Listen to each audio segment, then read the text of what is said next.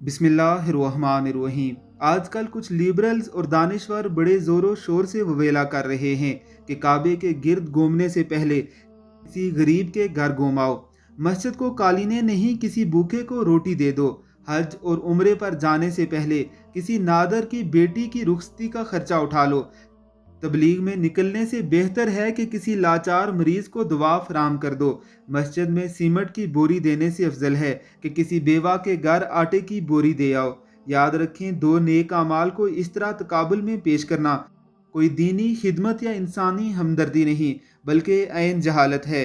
اگر تقابل ہی کرنا ہے تو دین اور دنیا کا کرو، اور یوں کہو 15-20 لاکھ کی گاڑی اس وقت لو جب محلے میں بھوکا سونے والا کوئی نہ ہو، 50-60 ہزار کا موبائل اس وقت لو جب محلے میں بھیک مانگنے والا کوئی نہ ہو، ہر کمرے میں اے سی اس وقت لگواؤ جب گرمی میں بغیر بجلی کے سونے والا کوئی نہ ہو، برانڈڈ کپڑے اس وقت خریدو جب سڑک پر پھٹے کپڑے پہننے والا کوئی نہ ہو۔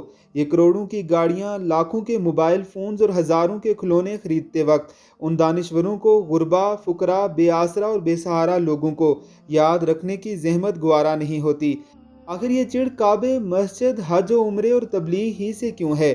ان ضروریات کا فرائض سے موازنہ کر کے فرائض سے غفلت کا درس دینے والے جب اپنی شادیوں پر عورتیں نچواتے ہیں تب ان کو کیوں یاد نہیں ہوتا کہ وہ بھی کسی کی بیٹیاں اور بہنیں ہیں؟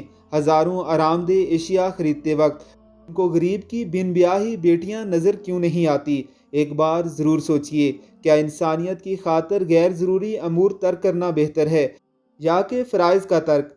اگر مناسب سمجھیں تو اس پوسٹ کو شیئر کریں تاکہ اس فتنے سے سادہ لو مسلمان محفوظ رہیں۔ اللہ کی ذات ہمیں سمجھنے کی توفیق عطا فرمائے۔ آمین ثم آمین۔